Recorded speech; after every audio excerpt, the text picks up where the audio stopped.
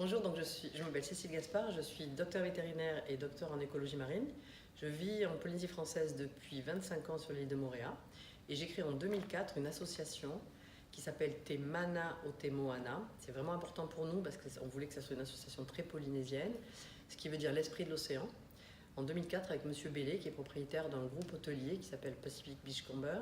Et nos missions principales depuis le départ sont l'éducation, la recherche et la conservation dans le milieu marin en Polynésie française, avec un gros focus sur les tortues marines, mais pas que ça. On travaille beaucoup aussi sur les mammifères marins, les récifs coralliens et globalement l'attitude éco-citoyenne, comment on peut mieux vivre dans l'environnement naturel en Polynésie française.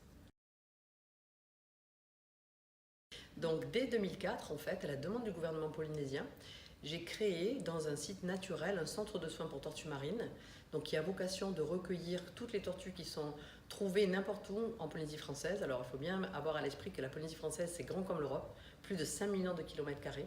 On a 118 îles et toutes les tortues marines qui sont trouvées flottant ou sur les plages, blessées ou malades, peuvent nous être envoyées. Et bien sûr, on met en place après un protocole vétérinaire, on les soigne et dès qu'elles vont mieux, on les relâche. Alors en fait c'est assez intéressant puisque ça fait presque 15 ans maintenant qu'on a démarré. On a démarré nos programmes pédagogiques. On communique beaucoup sur les tortues qui sont relâchées puisqu'on en a relâché plus de 230 à l'heure actuelle, donc c'est énorme, on est vraiment connu pour ça.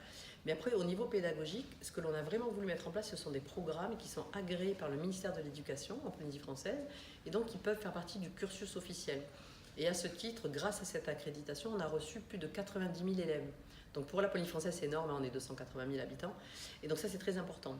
Et au fil des années, on voit l'évolution des enfants. Les questions sont plus ciblées, l'intérêt est beaucoup plus important, mais c'est vrai qu'on a encore du mal à leur parler globalement des réchauffements climatiques, de la montée des eaux, parce que c'est pas évident à voir en Polynésie française, même si on vit au bord de l'eau. Par contre, des sujets comme l'impact de la pollution plastique, c'est très important. Notre attitude éco-citoyenne, et puis des jeunes ou du public qui voient une tortue qui a été blessée, qui a avalé du plastique par exemple, ou qui s'est emmêlée dans un fil de pêche, c'est très important en termes de sensibilisation. Donc je pense que c'est grâce à ça qu'on a un retour et que cette prise de conscience, elle touche les résidents et puis bien sûr tous les visiteurs de la Polynésie française, puisqu'on est quand même une destination touristique. Donc on sert un petit peu de modèle. L'idée pour nous après, c'est de développer un réseau d'éco-sentinelles. On a créé ce réseau avec des financements européens qui s'appelle Aimoana. Et on essaie pour toutes les personnes qui viennent nous rencontrer de leur donner des outils pour qu'ils puissent observer l'environnement et puis après faire des observations et nous les rapporter pour qu'on puisse ensemble continuer à agir de la manière la plus efficace possible.